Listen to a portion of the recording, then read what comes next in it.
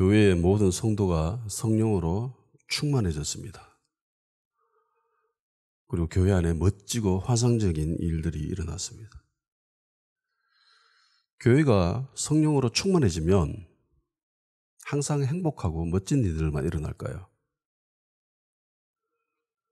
교회가 성령으로 충만할 때 누가 보더라도 저건 하나님이 하셨다라고 인정할 만한 그런 일들만 일어날까요? 아니면 어떻게 교회에 저런 일이 일어날 수가 있어라고 의심할 만한 그런 일들도 벌어질 수 있을까요? 하나님이 하셨다면 어떻게 교회 안에 저런 일이 생길 수 있겠니라고 반문할 정도의 그런 일들도 얼마든지 일어날 수 있습니다. 사람들이 많이 착각하는 점이 여기에 있습니다. 예전에 교회 청년부 수련회를 갔다가 은혜 받고 오면은 늘 주변 사람들이 하는 이야기가 있습니다.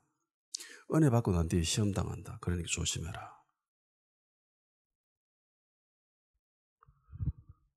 은혜 받은 사람들은 시험이 잘 찾아오지 않습니다. 보면은 교회 수련회 가가지고 거기서 은혜 받아가 눈물 콧물 다 쥐짜고 그렇게 울던 애들이 보면은 교회 안 나와요. 몇 주 동안. 그래서 가서 물어보면은 시험 받았대. 그 사람이 시험 받았다라고 하는 거는 자기에게 안 좋은 일이 일어났다라는 거죠. 그리고 그 안 좋은 일을 제대로 처리하지 못했다는 겁니다. 자기가 느끼기에 안 좋은 일들 그리고 그것을 잘못 처리한 자신을 보게 되는 거죠. 경험하게 됩니다. 그리고 은혜를 까먹어 버리죠. 어떻게 이런 일들이 일어날 수 있지? 이라고 생각하면서 막 거슬러 가가지고 은혜 받은 그거까지도 에이 그건 아니야. 우연히 일어났겠지. 내 착각이겠지. 라고 그냥 무시해버리는 그런 일도 벌어집니다. 마귀의 전략이죠. 봐라 네가 은혜 받았다면서 어떻게 그런 일을 할 수 있겠니? 그 은혜 받은 거 아니야. 그 하나님이 주신 거 아니야. 그렇게 속삭이는 거죠. 그리고 그래 맞지. 그래 하나님 하셨다면 어떻게 내가 이래 그런 일들을 경험하고 내가 그렇게 처신할 수 있겠어? 어떻게 내가 죄를 지을 수 있겠어? 그렇게 생각하게 하는 거죠. 부흥에는요 순기능도 있지만은 역기능도 엄연히 존재합니다. 왜냐하면 사람 사는 데는 다 똑같아요. 예. 선진국이든 후진국이든 어느 정도 정도의 차이가 있지 사람 사는 것은 비슷비슷합니다. 그 사람이 생각하는 거 여기도 똑같이 생각하고 있고요. 저쪽에도 생각하고 있고요. 똑같이 경험하고 있는 겁니다. 부흥의 시기를 공부해 보면은 이 점은 더욱더 또렷하게 경험할 수 있습니다. 세월이 지나고 난 뒤에 후대의 역사는 기록을 합니다. 부흥의 시기는 항상 아름답게 멋지게 묘사합니다. 온 교회가 은혜 받았다. 온 성도들이 하나님의 영광으로 감격해 했다. 그렇게 기록하고 있습니다. 평가가 그렇죠. 그런데 그 당시 기록을 살펴보면은 전혀 딴판입니다. 전혀 정반대예요. 그 당시 부흥의 시기였던 그 당시에 교회와 성도는 이 부흥 때문에 골머리를 앓았습니다. 골치가 아팠습니다. 그리고 부흥의 주역이라고 우리가 생각하고 있었던 사람들, 이반 로버츠나 찰스 핀이나 조나단 에드워드 같은 이런 부흥의 역사를 이끌었던 이 사람들 모든 교회로부터 환영받았을까요? 어서 오십시오. 우리 교회에서 제발 집회해 주십시오라고 했을까요? 아닙니다.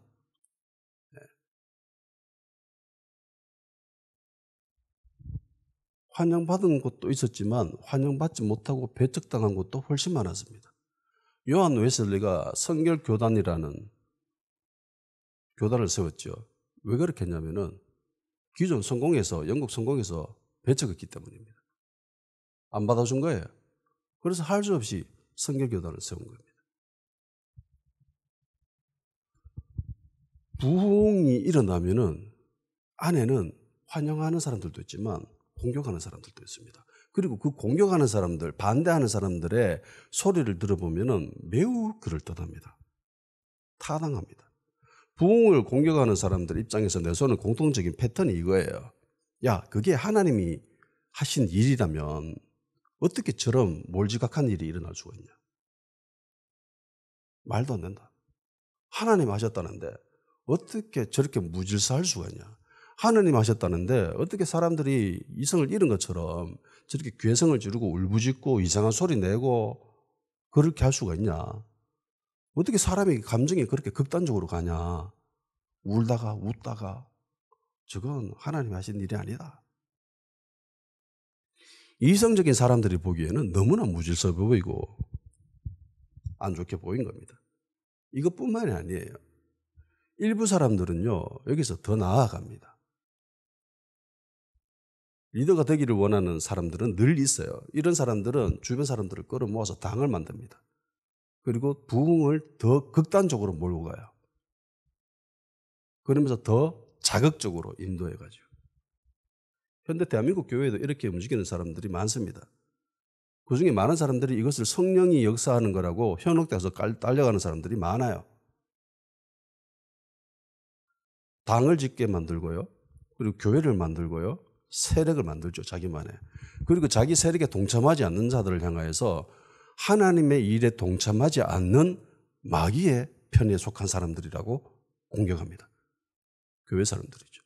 정통적이고 오랜 역사를 가지고 있는 그런 교회들을 향해서 우리한테 동참하지 않는다라는 그 이유 하나로 공격합니다.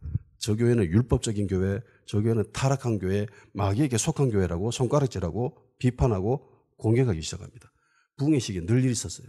이게. 심지어 그 교회는 교회가 아니다라고까지 이야기해버립니다. 부흥에 동참하지 않기 때문에. 자기 일에 동참하지 않기 때문에. 이 일은, 이 역사는 하나님 하셨고 우리가 이 역사에 동참했고 그리고 우리가 하는 이 일에 동참하지 않는 것은 하나님 일에 동참하지 않는 거고 하나님 일에 동참하지 않은 거니까 막 이 편에 속한 거죠. 이런 논리를 교회를 공격합니다. 성도들을 공격합니다. 그러면 기존 교회에 있는 성도들 입장에서 교회 입장에서 이게 어떻게 보일까요? 정상적으로 보일까요? 물론 부흥을 굉장히 건전하게 이끌어가던 사람들이 대다수였습니다. 그런데 늘 극단적인 사람들이 있었어요. 대한민국에도 늘 극단에 있는 사람들이 문제죠. 극보수, 극좌파, 얘네들이 문제예요. 교회에서도 이런 일들은 늘 일어납니다. 이런 사람들 입장에서 보면은 저거는 하나님이 하셨다라고 인정 못하는 거죠. 야, 하나님 하셨다라면 어떻게 저런 몰지각한 사람들이 되도 않는 사람들이 리더가 되고 교회를 파탄내고 공격하고 심지어 교단을 짜갈라 버리냐. 이건 하나님이 하신 일이 아니야. 저건 마귀의 역사야. 라고 반대편에 있는 국우에서는 그렇게 공격을 해버리는 거죠. 그래서 교회가 파탄나고 짜갈라지고 교단이 짜갈라지고 새로 생기고 이런 일들은 역사적으로 많이 일어났던 일입니다. 영국과 미국의 대부흥과 대각성 시기에 이런 일들은 많이 일어났었어요. 그런데 이런 일들은 이미 예수님이 예견하신 일입니다. 가라지 비유 알죠? 마태복음 13장 24절에서 30절 예수께서 그를 앞에 또 비유를 들어 이르시되 천국은 좋은 씨를 제밭에 뿌린 사람과 같으니 사람들이 잘 때에 그 원수가 와서 곡식 가운데 가라지를 더 뿌리고 갔더니 싹이 나고 결실할 때가 가라지도 보이거늘 집 주인의 종들이 와서 말하되 주여 밭에 좋은 씨를 뿌리지 아니하였나이까. 그런데 가라지가 어디서 생겼나이까. 주인이 이르되 원수가 이렇게 하였구나. 종들이 말하되 그러면 우리가 가서 이것을 뽑기를 원하시나이까. 주인이 이르되 가만두라. 가라지를 뽑다가 곡식까지 뽑을까 염려하느라. 둘 다 추수 때까지 함께 자라게 두라. 추수 때에 내가 추수꾼에게 말하기를 가라지는 먼저 거둬 불사르게 단으로 묶고 곡식은 모아 내 곡간에 넣으라 하리라. 천국을 이야기하시면서 가라지를 이야기하십니다. 가라지를 누가 뿌렸다고요? 원수. 해석하는 말씀이 39절 40절입니다. 가라지를 뿌리는 원수는 마귀요. 추수할 때는 세상 끝이요. 추수꾼은 천사들이니 그런즉 가라지를 거두어 불에 사르는 것 같이 세상 끝에도 그러하리라. 천국은 하나님 나라죠. 하나님이 통치하시는 곳입니다. 하나님이 통치하는 그곳에, 하나님으로 충만한 그곳에 마귀가 몰려와서 밭에 가라지를 뿌립니다. 가라지가 나요. 천국인데 그곳에 가라지가 난다니까. 곡식도 나는데, 하나님 자녀도 자라는데 마귀의 자녀도 같이 자라고 있다니까. 근데 그게 뽑는 게 정상이라고 합니까? 그게 그냥 같이 있는 게 정상이라는 겁니다. 같이 있다라는 거죠. 같이 있습니다. 오히려 그거 뽑다가 멀쩡한 곡식까지 뽑게 되니까 그냥 냅두라는 거죠. 마지막에 내가 판단하겠다.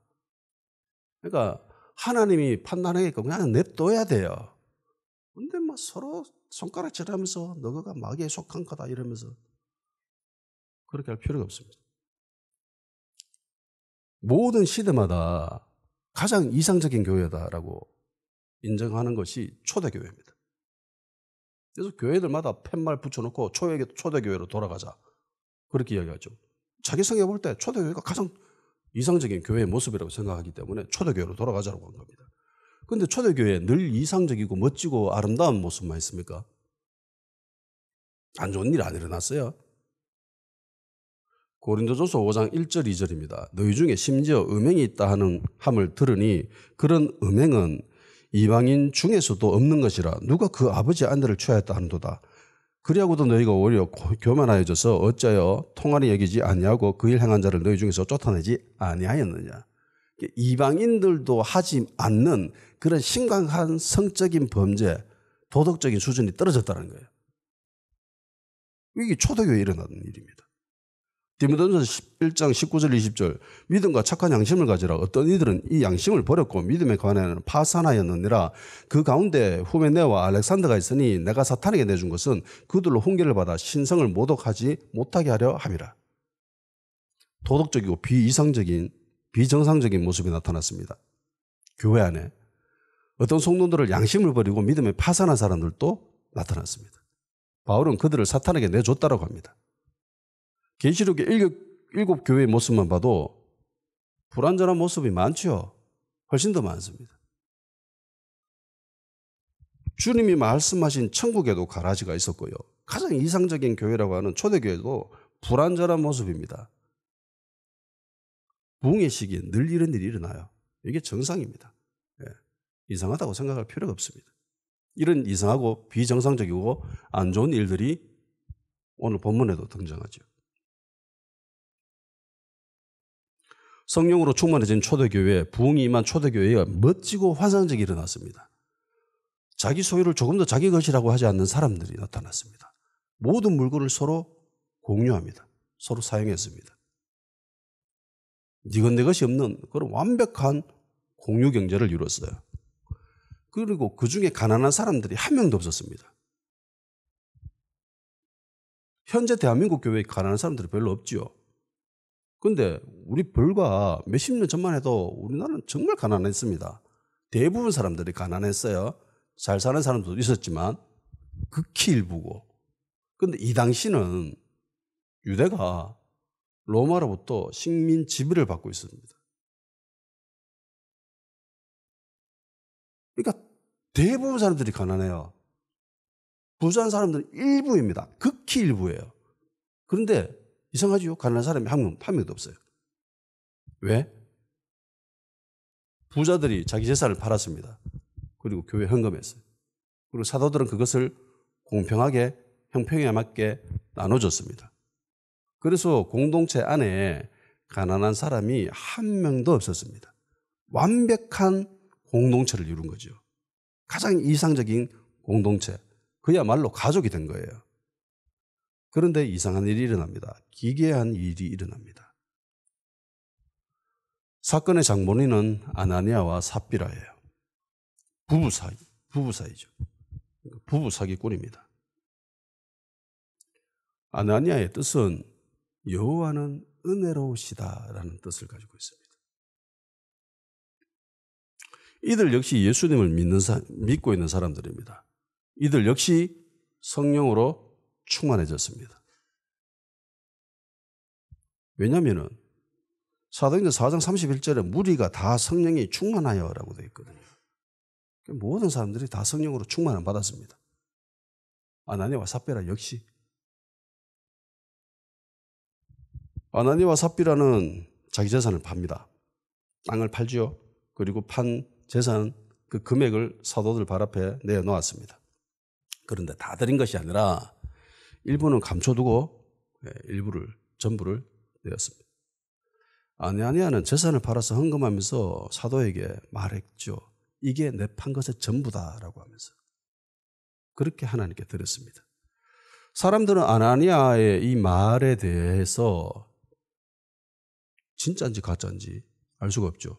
그냥 아나니아의 말을 듣고 그냥 판단할 뿐이죠. 아, 아나니아 자기 재산 전부를 팔아서 헌금했다. 그렇게 받아들일 수밖에 없었습니다. 그렇게 생각했겠죠. 서로 이야기하셔야 합니다. 와, 아나니아 봤나? 저번에 바나바가 저러더만 이번에 아나니아가 한다. 와, 대단하지 않냐? 저 사람 믿음 장난 아니다. 와, 우리 저거 인정할 수밖에 없다. 아나니아는 사람들의 이런 말을 들을 것을 기대하면서 헌금했습니다. 재산에 판 금액을 전부를 드리는 것은 근데 자기가 생각해봐도 너무 많은 것 같았어요. 그래서 이 정도만 해도 충분하지 않겠나라고 생각해서 드리고 나머지는 챙겨놨습니다. 뭐 필요한 것도 좀 있고 노후를 위해서도 좀 준비도 하고 이 정도만 드려도 교회는 충분하지 이러면서 드렸습니다.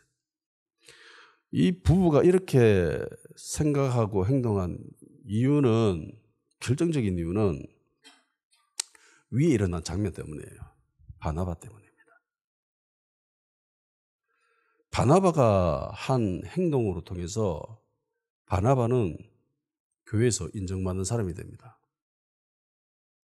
교회에 엄청난 충격과 감동을 주죠. 그러니까 정말 많은 사람들에게 위로를 줬습니다. 그래서 사도들이 이름까지 주죠. 넌 바나바야. 위로하는 아들, 위로하는 사람이야. 우리 교회의 모든 사람들에게 위로를 줬어. 너 때문에 위로를 받았어. 정말 많은 금액이라는 걸 알 수 있습니다. 그리고 바나바가 전부를 바쳤다는 것은 이 아나니아의 행동을 봐서도 알 수 있는 거예요. 이게 전부입니다라고 내어놓았거든요. 그건 바나바의 모습을 의식했기 때문이에요. 사도는 요셉을 요셉이라 하지 않고 바나바로 부를 정도로 모든 공동체로부터 인정을 받게 됩니다. 바나바의 원래 이름은 아람어로 바나바바스라는 말입니다. 이 말의 뜻은 예언의 아들입니다. 그래서 우리 예전 개역 성경에 보면은 지금은 위로의 아들이라고 되어 있지만 거기에는 번역하면 권위자라 이렇게 되어 있습니다. 권위자도 저는 어느 정도 맞는 말이다 인정할 수 있습니다. 권위가 높아졌거든요. 이 일로 말미암아. 교회 안에서 바나바의 지위가 엄청 높아졌습니다. 사람들로부터 인정받고 엄청난 영광이었고 명예지요. 교회 안에서 바나바의 지위는 사도들 그 아래쯤에 어느 정도 위치하게 됩니다. 모든 성도들로부터 인정을 받게 되죠. 바나바는 인정할 수밖에 없다. 자기 재산 전부를 팔아서 교회 현금에서 사람들에게 나눠줬다. 정말 많은 금액이다. 키프로스가 자기 원래 고향이라고 했잖아요. 거기 있는 사람도 원래 부자입니다. 아나니아가 이 모습을 봤습니다. 그리고 생각하죠. 나도 저렇게 되고 싶다. 나도 저렇게 되고 싶다. 나도 사람들로부터 인정받고 싶고, 나도 사도들로부터 인정받고 싶고, 교회 안에서 내 지위가 올라가고 싶다. 나도 저렇게 되고 싶다. 그리고 행동합니다. 땅을 팝니다. 헌금했습니다. 여기까지는 지극히 정상이에요. 이런 방식으로 하나님께 쓰임받는 사람들 많았습니다. 그런데 아나니아는 바나바가 누리는 것을 탐내기 시작했습니다. 여기에서부터 동기가 일어난 거예요. 탐욕의 본질은 자신을 위한 거예요. 자신을 높이는 데 있습니다. 창세기 3장 6절입니다. 여자가 그 나무를 본즉 먹음직도 하고 보암직도 하고 지혜롭게 할 만큼 탐스럽기도 한 나무인지라. 여자가 그 열매를 따먹고 자기와 함께 있는 남편에게도 주매 그도 먹은지라. 왜 따먹었다고요? 탐스러웠어. 탐났어. 여호수아 7장 20절 21절.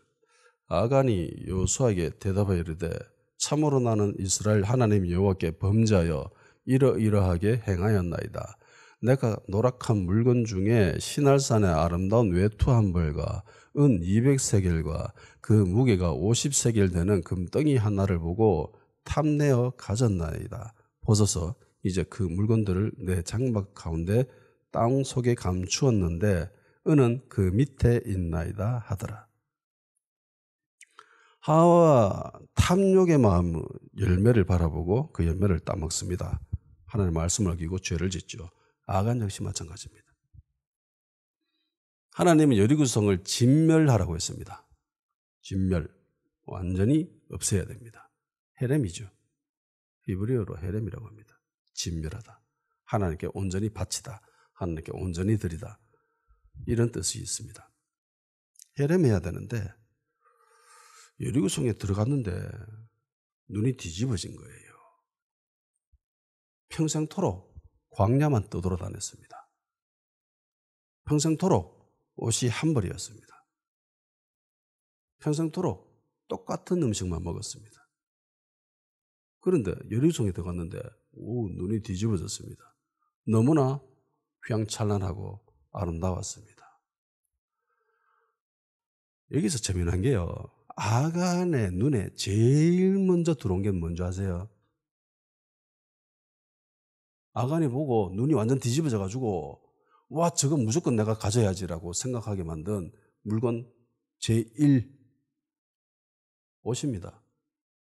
시날산의 아름다운 외투. 이 보고 눈 뒤집어졌습니다. 그래서 교회에 옷을 너무 좋아하는 사람들이 있으면 이거 좀 문제예요. 제가 볼 때. 성경적으로 이거 문제가 있습니다.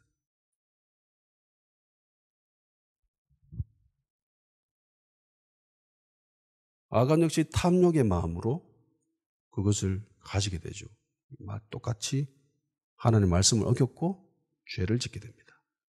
그리고 자신의 죄일 뿐만이 아니라 공동체에 심각한 영향력을 끼치죠. 아이성 쪼만했습니다. 공격했는데 패배하죠. 처절한 패배를 경험합니다. 왜 패배했죠? 헤렘하지 못했기 때문입니다. 여기서 보면은요, 바나바는 자발적으로 헤렘했습니다. 그렇죠? 자신의 것을 전부 다 드렸습니다. 자발적 헤렘입니다. 내가 지금 전부를 주님께 바치겠습니다. 헤렘한 거예요.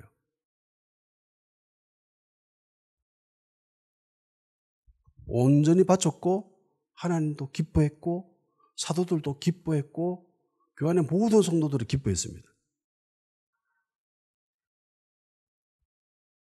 왜 이렇게 했냐고 아나니아의 모습을 통해서 우리가 충분히 짐작할 수 있는 거예요. 아나바가 일본을 감춰놓고 전부를 드리면서 이렇게 얘기합니다. 내 판 것의 전부다라고.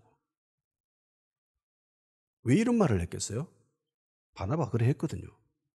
그걸 보고 따라한 거예요.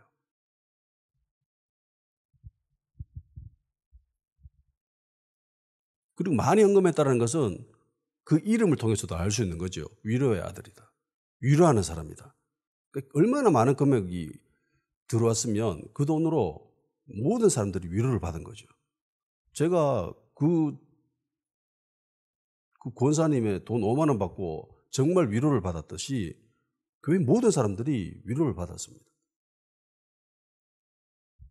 근데 아나니아는 일부는 감추어뒀습니다. 이게 우리가 추론할 수 있는 게 이거예요. 아나니아는 바나바보다 더 부자입니다. 더 부자예요. 아나니아는 얼마 정도 바쳤을까요? 바나바에 바친 그 헌금 기준으로 비슷하거나 그보다 많습니다. 그래야 인정받을 수 있거든요. 바나바보다 적은 금액이면은 이거는 사람들부터 인정받기가 좀 쉽지 않아요. 그렇잖아요. 바나바의 그 비슷한 수준이거나 아니면 그보다 많은 금액이면은 인정받을 수 있는 거죠, 이제. 근데 재산을 팔았는데 생각보다 너무 많은 거예요. 이렇게 많다고? 이거 다 드리면 이거 너무 많은 거예요. 그래서 잔머리를 굴립니다. 이 정도만 해도 바나바가 낸 금액보다 많다. 충분히 인정받을 수 있다. 그러니까 나머지는 챙기자. 그러면서 내어드리면서 전부 다라고 거짓말을 하죠. 정말 이 정도만 해도 사람들로부터 충분히 인정받고 사람들이 대단하다고 생각할 거야. 바나바가 누리는 거 나도 충분히 누릴 수 있을 거야. 그렇게 생각했습니다. 그래서 드렸어요. 누구도 헌금하라고 한 적이 없습니다. 근데 바나바는 자발적으로 헤름했어요. 아나야 역시 자발적으로 한 행동입니다. 그리고 그 땅을 다 팔지 않아도 됩니다. 팔고 일부만 내고 일부는 내지 않아도 상관이 없어요. 문제가 뭐예요? 이게 전부입니다라고 한 거죠. 바나바를 의식한 거예요.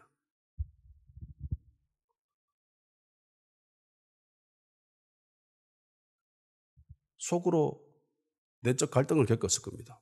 이거 이 정도면 너무 많은데. 그러면서 이 정도면 충분할 거야 라고 타협을 하죠. 이 정도면 교회도 만족하고 나도 만족하고 이 정도 금액이면 충분하겠다라고 생각을 했습니다. 온전한 11조는 아니지만 이 정도는 해도 이건 우리 교회에 엄청나게 많은 금액이야. 내만큼 이렇게 많이 11조를 낸 사람들은 아무도 없어. 그러면서 온전한 11조를 안 드리고 적당하게 드리는 사람들이 교회 안에 많습니다. 그러면 생각하죠. 뭐 이러면은 뭐 나도 만족하고 교회도 만족하고 서로 좋은 거 아니겠어? 세상적으로도 유익 없고 나도 괜찮고 교회도 괜찮고 이러면 꼭 먹고 알 먹고 도랑치고 가재 잡고 일석이조인 거죠. 멋지다. 스스로 생각할 거죠. 나 참 지혜롭다. 세상적인 관점에서 보면 똑똑할 수 있습니다. 그렇게 보일 수도 있어요. 아나니아 역시 이렇게 생각했을 수도 있습니다. 나 참 똑똑한 것 같아. 내가 이렇게 행동했기 때문에 부자가 된 거야. 이러면서. 베드로에게 들키기 전까지는 괜찮았습니다. 문제는 베드로가 이것을 알았다는 거예요. 본문 3절 4절 베드로가 이르되 아나니아야 어찌하여 사탄이 내 마음에 가득하여 네가 성령을 속이고 땅값 얼마를 감추었느냐. 땅이 그대로 있을 때는 네 땅이 아니며 판 후에도 네 마음대로 할 수가 없더냐. 어찌하여 이 일을 내 마음에 두었느냐. 사람에게 거짓말한 것이 아니요 하나님께로다. 베드로가 알았습니다. 전부라고 했는데 이게 전부가 아니었습니다. 감춰둔 거 알았습니다. 베드로가 이야기하잖아요. 야 이거 안 팔아도 된다. 팔아도 그거 어차피 네 거고 네 마음대로 할 수 있다. 그런데 왜 이런 일을 했느냐? 왜 이런 일이라고 하는 거는 이게 전부입니다라고 내놓은 그 행동을 이야기하는 거예요. 이어서 베드로가 하는 말이 좀 심각한 말입니다. 사탄이 내 마음에 가득하다. 성령 충만이라고 할 그 충만과 같은 단어예요. 성령을 속였다고 하죠. 근데 웃기지 않나요? 성령으로 충만했던 사람입니다. 근데 지금 어때요? 사탄으로 충만합니다. 마귀로 충만해요. 어떤 사람들이 이렇게 이야기할 수 있습니다. 목사님, 어떻게 예수 믿는 사람이 사탄으로 충만할 수 있습니까? 한 번 해병은 영원한 해병이라고 하죠. 예수 믿는 사람 한 번 성령으로 충만받으면 영원히 성령으로 충만 받나요? 그 상태를 유지할 수 있나요? 아니죠. 성령 충만이라고 하는 것은 늘 현재를 이야기합니다. 현재적이에요. 지금 성령 충만함 있냐 없냐. 지금의 상태를 이야기합니다. 그런데 탐욕의 눈이 멀게 되고 이 탐욕의 눈이 멀게 되면은 사탄이 침범합니다. 탐심은 뭐라고요? 우상숭배라. 마음이 사탄에게 점령당했습니다. 사탄이 네 마음에 가득하다라고 했잖아요. 그러면 질문.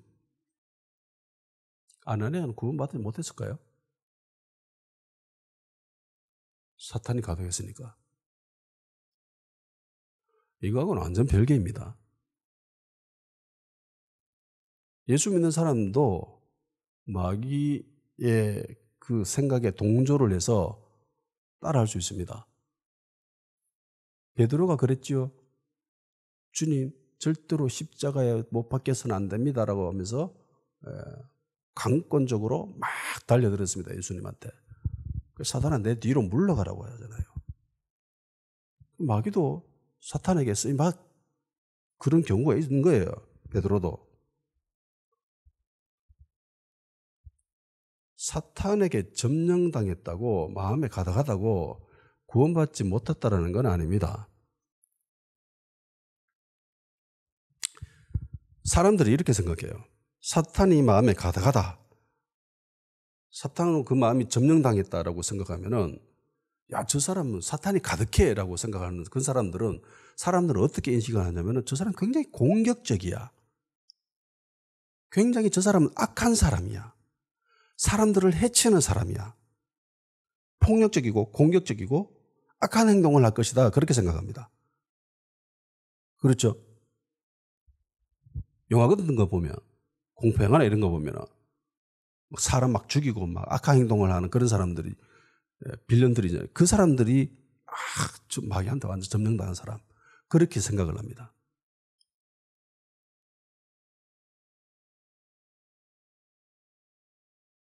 그런데 아나니아 역시 사탄으로 가득한 상태예요. 사탄으로 충만한 상태입니다. 마음에.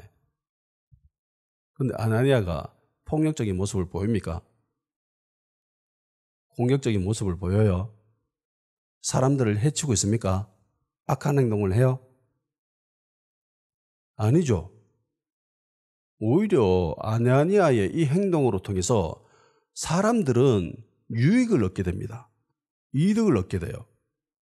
그 판 재산을 사람들에게 나눠주게 되면 이득이잖아요. 공동체에. 그죠? 근데 성경은 뭐라고 합니까? 아나니아를 향해서. 사탄이 내 마음에 가득하다. 그러면 사탄이 가득한 상태일 때 사람들은 어떤 행동을 할까?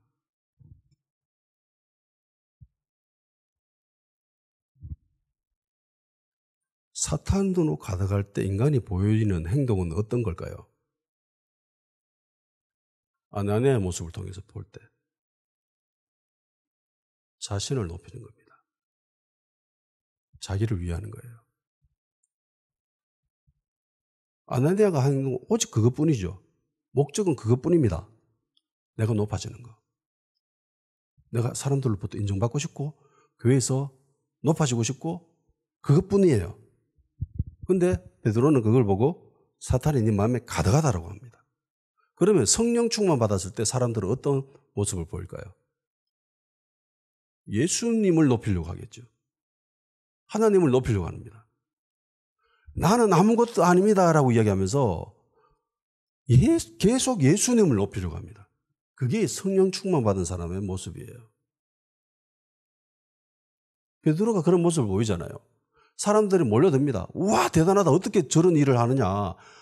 평생 동안 앉아있는 사람, 앉아있는 안전병인데 어떻게 저 기적적인 일을, 니 참 대단하다. 너 권능이 엄청난 사람이네. 라고 하니까 베드로가 뭐라고 합니까? 난 아무것도 아니다라고 하죠. 이 일을 한 것은 누구라고요? 예수님이다. 예수님이 이 일을 하셨다. 그러니까 성령으로 충만할 때 사람들은 늘 예수님을 높이려고 그런 패턴을 보입니다. 그런데 반대로 사탄이 그 사람 마음에 가득할 때는 늘 자기를 높이려고 해요. 안타깝게도 교회 안에 이런 사람들이 있습니다. 자기를 높이려고 하는 사람. 사람들로부터 내 좀 봐줄래? 나 엄청나게 대단한 사람인데 내 좀 인정해 주지? 아나니아와 같은 그런 심보를 가지고 있는 사람들이 교회에 적잖이 있어요. 이런 마음을 가지고 말씀을 전하고 이런 마음을 가지고 교회 앞에서 찬양을 인도하고 이런 마음을 가지고 기도하는 사람들, 이런 마음을 가지고 선교하는 사람들, 이런 마음으로 교회를 세우는 그런 사람들 교회에 있잖아요. 성령으로 충만해서 그런 일을 해요? 사탄이 가득한 거예요. 결과값은 좋아 보일 수 있습니다. 와, 그렇게나 많이 헌금해서 와, 저렇게 멋지게 설교할 수 있어? 저렇게 은혜스럽게 찬양할 수 있어? 결과값은 사람들 눈에 좋아 보일 수 있습니다. 그런데 그 마음 중심에 뭐가 들어앉아 있느냐? 내가 높아지고 싶다. 내가 인정받고 싶다. 그런 마음이 들어있으면 그건 성령으로 충만한 상태가 아니라 마귀로 충만한 상태예요. 근데 안타깝게도 이걸 볼 수가 없습니다. 부흥의 역사에 이런 사람들은 늘 있었어요. 그런데 베드로와 같은 사람들은 늘 있지 않습니다. 몰라요. 베드로가 이거 발견 못했으면 아나니아는 어떻게 됐을까요? 그 이후의 모습은 뻔하죠. 사람들로부터 인정받게 되겠죠. 존경받게 되겠죠. 지위가 높아지겠죠. 당연하잖아요. 그런데 베드로가 이걸 알았습니다.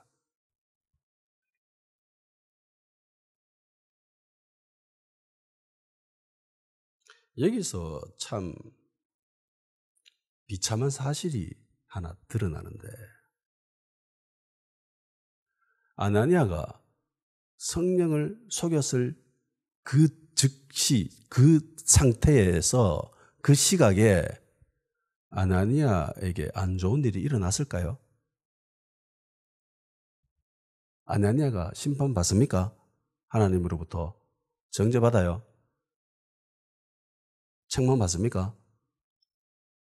아니죠. 자기가 그런 마음을 품었을 때 그리고 행동을 했을 때 즉각적으로 하나님께 심판받지 않습니다. 베드로를 통해서 드러나게 되죠. 어떤 사람이 성령을 속인다고 해서 즉각적으로 하나님께 질책을 당하거나 심판받는 일은 지극히 일어나기 힘듭니다. 그래요. 양심을 속인다고 즉각적으로 안 좋은 일이 일어나고 하나님부터 심판받고 이런 일이 일어나지 않습니다. 오히려 일이 잘 풀리고 있을 정도로 그런 생각이 들 일이 벌어지기도 합니다. 근데 베드로가 이 일을 알았습니다. 교회 안에 아나니아와 같은 사람들은 느리지만 베드로처럼 즉각적으로 그 진위 여부를 알아낼 수 있는 사람들은 거의 없어요.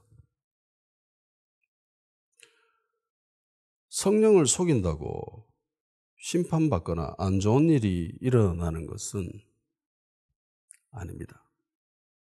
늘 그렇지는 않아요. 제가 아는 한 집사님, 교회에 안수 집사로 있다고 장로로 나갔다가 떨어졌거든. 그래서 교회 안 나오는 거야. 담임 목사님 저보고 신방 가랍니다. 갔어요.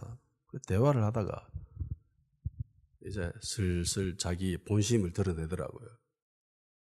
전도사님, 저 11조도 열심히 내고 했는데 뭐 온전히 몇 분 내다가 그다음부터 11조 그냥 제대로 안 하고 그냥 대충 했는데 뭐 괜찮습니다. 사업도 잘 되고 괜찮아요. 그러더라고요. 그래요. 11조 안 내도 별일 일어나지 않습니다. 11조 다음 달 한번 생각해 실천해 보세요. 11조 제대로 안 낸다고 뭐 심판당하거나 안 좋은 일이 일어나거나 그런 일이 벌어질까요? 아니요. 안 일어납니다. 그 집사님 11조 제대로 안 냈다고 사업이 망했을까요? 아니에요. 출퇴근하는 길에 보이거든요. 그 공장. 잘 됩니다. 오히려 잘 되죠. 더 잘 됩니다. 사업 번창하고 있습니다. 사업 번창하고 있으니까 하나님께 은혜 받았다. 그런 생각할 수 있나요? 내가 하나님 하시는 내가 하는 이 일이 하나님이 인정해 주는 일이다. 그렇게 이야기할 수 있나요?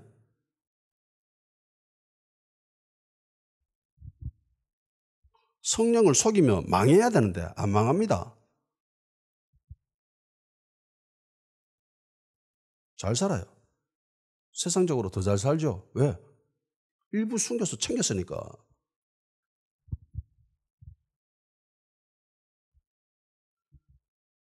그러면 베드로와 같은 사람이 없어가지고 자기 죄가 들키지 않는 게 그 사람한테 이득일까요? 이득이 아닐까요?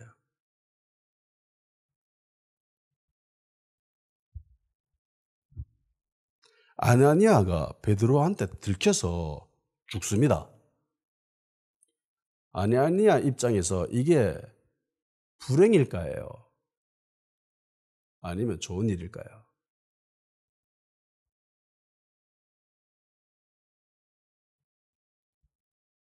내가 11조를 제대로 안 들었습니다. 아무도 몰라요. 근데 사업은 더 잘 돼요. 그 사람이 불행스러운 일을 당하고 있는 겁니까? 아니면 잘 되고 있을까요? 뭘까요?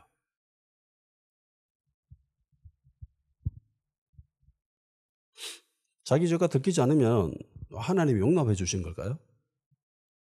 하나님이 눈 감아 주신 거, 하나님이 눈 감아 주셨을까요? 죄수들이 감옥에 들어와서 하는 공통적인 말이 있습니다. 그 말이 재수 없었어. 자기 죄를 지어서 감옥에 들어왔다는 말을 안 합니다. 재수 없다라고 얘기합니다. 운이 안 좋았다라고 합니다. 운이 나빴어. 재수가 안 좋아서 잡혀서 감옥에 들어왔다. 안 들키면 재수 없는 겁니까? 운이 없는 겁니까?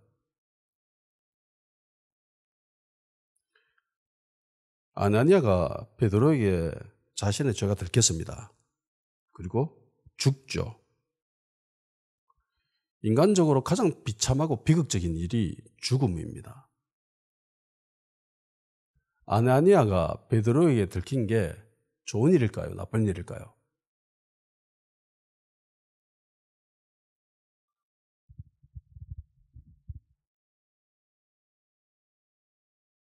다른 질문 해볼까요?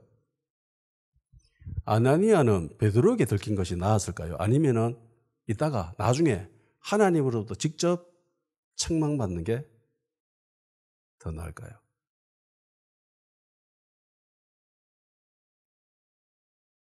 아나니아가 이 상태로 계속 살았으면 어떻게 되었을까요?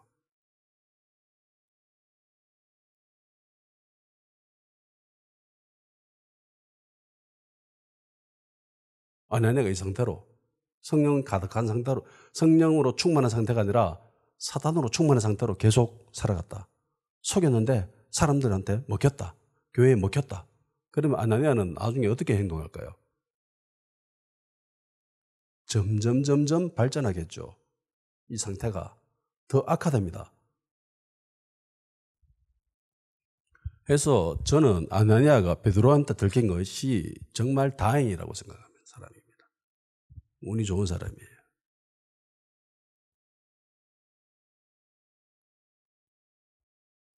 정말 다행인 거예요. 운이 좋았습니다. 왜냐하면 구원은 보장받을 수 있기 때문이에요. 이 상태로 계속 나아가잖아요.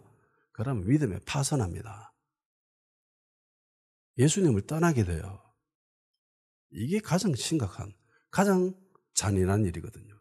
근데 아나니아는 그 정도까지 나아가지는 않았습니다. 아나니아가 죽었다는 것이 아나니아가 구원받지 못했다는 말은 아닙니다. 그냥 단지 죽은 거예요. 본문에 보세요. 아나니아가 영이 죽었습니까? 혼이 떠난 거예요. 그냥 육체적인 죽음만 일어난 거예요. 영혼이 죽은 게 아닙니다. 영이 하나님과 완전히 빠빠이 하면서 사요나라 하면서 멀어진 게 아니에요. 영은 구원하더라도 그 육체는 버리는 거예요. 이해가 되십니까? 그러니까 아나니아는 다행인 거예요, 이게.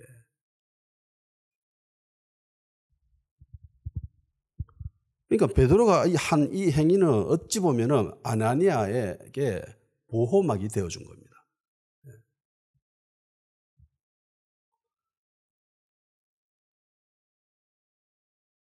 디모데전서 6장 10절 돈을 사랑함이 일만하게 뿌리가 되나니 이것을 탐내는 자들은 미혹을 받아 믿음에서 떠나 많은 근심으로서 자기를 찔러도다.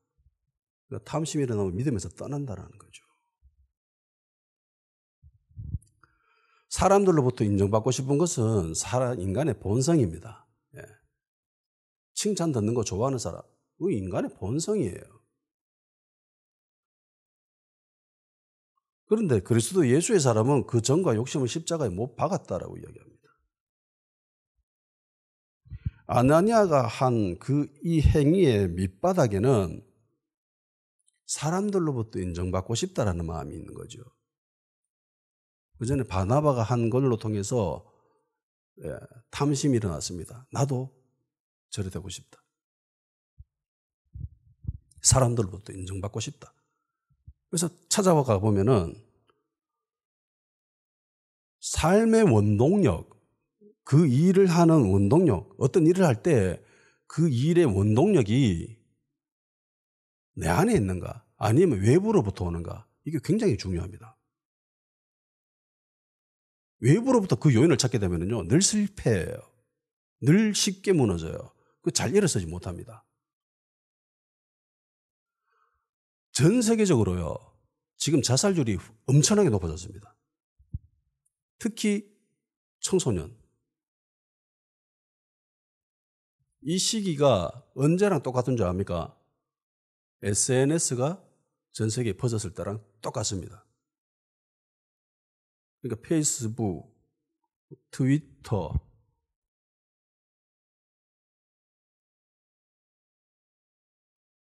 사진 찍어서 올리는 건 뭐죠? 인스타. 이것이 전 세계에 퍼졌을 때와 겹쳐서 기이하게 청소년 자살률이 확 높아집니다. SNS 하는 사람들은 다 똑같은 마음이에요. 인정받고 싶다. 그 마음이죠. 팔로워 많으면은 너무 대단한 사람이네 라고 이야기해요. 그 사회 기준 자체가 되어버렸어요. 어느 정도. 그러니까 이런 사람들이 왜 자살을 하냐면 저 사람보다 내가 보기에 내가 너무 형편없어 보이거든. 삶의 이유를 못 찾는 겁니다. 그래서 포기하는 거예요. 인생을, 삶을. 자존감이, 삶에 살아가는 원동력이 내 안에 있어야지 그래야 건강한 사람이에요. 그리고 예수 믿는 사람들은요 그 동기가 예수님이어야 합니다. 아나니아가 예수님 때문에 이 일을 했으면 괜찮았어요. 바나바는 그것 때문에 했거든요. 예수님 때문에 그런 행동을 했거든요. 회рем을 했거든요. 그런데 아나니아는 그러지 않았습니다. 자기가 중심이었습니다. 사람들로부터 인정받고 싶은 거, 외부로부터 오는 그것이 이 일의 동력이 된 거예요. 그러니까 무너진 거예요. 그런데 다윗을 보십시오. 삶의 동기가 늘 예수님, 여호와입니다. 하나님입니다. 그러니까 사람들로부터 미쳤다라는 소리 듣는 거 그냥 문제가 안 되는 거예요. 스스로는 미친광이처럼 행동하죠. 거지처럼 살아도 상관이 없어요. 쫓겨다녀도 상관이 없습니다. 왜? 동기가, 삶의 이유가 여호와였거든. 하나님이었거든. 그러니까 어떤 상황에 있더라도 이 사람은 괜찮은 거예요. 그런데 외부로부터 오는 그것으로 통해서 만족을 누리려고 하는 사람들은 그게 사라지면 포기합니다. 너무나 쉽게 무너져요.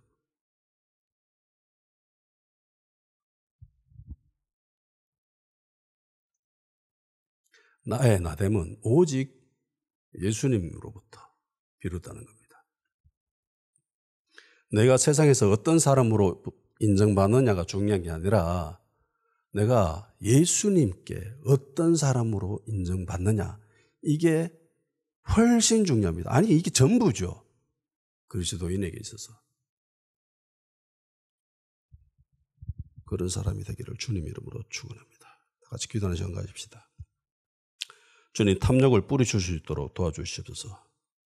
내 안에 나를 높이려고 하는 그 마음을 버리게 하시고 오직 주님만 높이려고 하는 마음, 성령으로 충만케 하여 주시옵소서. 예수님으로 충만한 성도, 그런 교회 되게 있어서 많은 사람들에게 위로를 주는 교회 되게 하여 주시옵소서. 그리고 나의 정체성, 주님께 뿌리가 박혀 있을 수 있도록 주님 그렇게 해주시옵소서.